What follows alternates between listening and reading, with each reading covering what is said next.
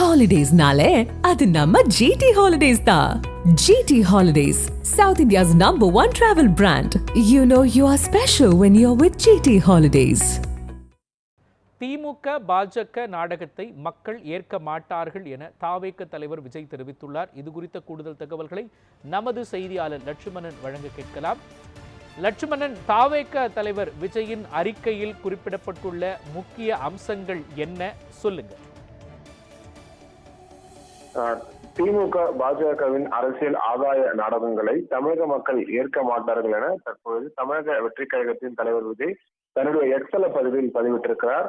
கங்கை கொண்டான் கடாரம் வென்றான் என்ற பெயர் பெற்ற கடல் கடந்து இந்த படை நடத்தி இலங்கை முதல் இந்தோனேசியா வரை தெற்காசிய முழுவதும் ஒரு குடையின் கீழ் ஆட்சி புரிந்த ஒப்பற்ற பேரரசன், மாபெரும் வெற்றி சரித்திரத்தின் தன் மார்பினில் தாங்கிய சோழ பேரரசனின் வெற்றி போராளியாக திகழ்ந்த ராஜேந்திர சோழனின் மகனாக பிறந்தாலுமே தந்தையும் தாண்டி வெற்றி தடம் பதித்த தமிழ் பேரரசன் என்றும் கூறலாம்.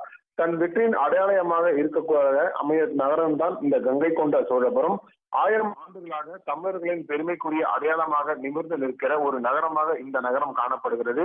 கங்கை கொண்ட சோழபுரம் கோவிலில் யுனெஸ்கோவில் உலக பாரம்பரிய சின்னமாக அங்கீகரிக்கப்பட்ட பெருஞ்சிறப்பு கொண்டதும் எனவும் கூறப்பட்டிருக்கிறது. இந்த மாபெரும் யானைப்படை, கடற்படை மற்றும் இந்த கட்டமைப்பு பொறுத்தவரையுமே வீரமிகுந்து சோழ பேரரசால் அமைக்கப்பட்டிருப்பதாகவும் தற்போது தமிழ் மண்ணுக்கும் தமிழகத்திற்கும் தனிப்பெருமை அடையாளமாக இருக்கக்கூடிய இந்த கங்கை கொண்ட சோழபுரத்திற்கு தமிழையும் தமிழ்நாட்டையும் ஓரவஞ்சலுடன் ஒதுக்கி ஒன்றிய பாஜக அரசு பிரதமர் வந்து ராஜேந்திர சோழனுக்கும் சிலைகள் அமைக்கப்படும் என அறிவித்ததோடு சோழர்களின் பெருமை குறித்து நமக்கு பாடம் எடுப்பது போலவே பேசி சென்றுள்ளார். 75 ஆண்டுகளுக்கும் கடந்த ஆட்சியில் பார்த்தோம் என்றால் இந்த தமிழரின் அடையாளம் என்றாலே அது தங்களுக்கு மட்டுமே உரியது என்றும் பொய்யான மாற்றானால் தட்டி கொள்ளுங்கள். தற்போது ஆளும் கட்சியாக திமுக தமிழர் பெருமையான சோழம் பேராசிரியர்களுக்கு உரிய மரியாதையை முன்பே முழுமையாக அளித்திருந்தால் இப்பொழுது தமிழர்களுக்கு எதிராக இருக்கும் ஒன்றிய பாஜக அரசு பொறுத்தவரையுமே கையில் எடுத்திருக்காது எனவும் இதையெல்லாம் செய்யாமல் ஒன்றிய பிரதமர் வருகையை முட்டி தமிழ்நாட்டிற்கு பெருமை என்று வஞ்சியாக சொல்லி சிகலாத்தானது இந்த வெற்றி விளம்பரம் மாடல் திமுக அரசு கடும் கண்டனம் தெரிவிக்கும் வகையில் தற்பொழுது கூறப்பட்டிருக்கிறது.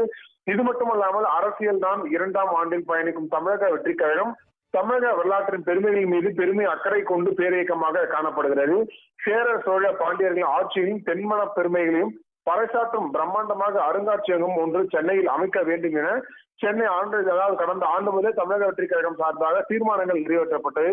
ஆனால் பவள விழா கண்ட இந்த திமுகவோ பாஜகவோ முதுகிற்கு பின்னால் மட்டுமே பதுங்கி கொண்டு பம்புகிறது எனவும் கொள்கை கோட்பாடுகளுடன் அறிஞர் அண்ணா ஆரம்பித்த இயக்கம் இன்று அனைத்திலும் சமரசம் செய்து கொண்டு தமிழருக்கும் தமிழர் மக்களுக்கும் தமிழ்நாட்டிற்கும் எதிராக உள்ள பாஜகவிடம் சரணடைந்து கிடைப்பதாக வேடிக்கையாக இருப்பதாகவும் தற்போது கூறப்படுகிறது. இது மட்டுமல்லாமல் இந்த திமுக தலைமை குடும்பத்தின் வாடிக்கையாகவும் தொடர்ந்து இருந்து வருகிறது.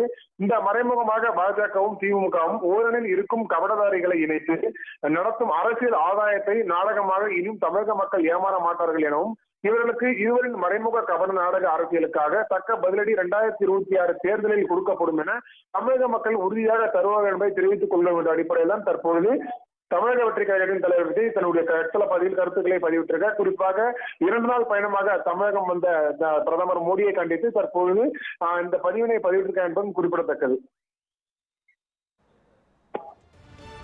தாவேக தலைவர் விஜயின் அறிக்கையில் குறிப்பிடப்பட்டுள்ள முக்கிய அம்சங்கள் குறித்து விளக்கியதற்காக, பதிவு செய்ததற்காக நன்றி லட்சுமணன்.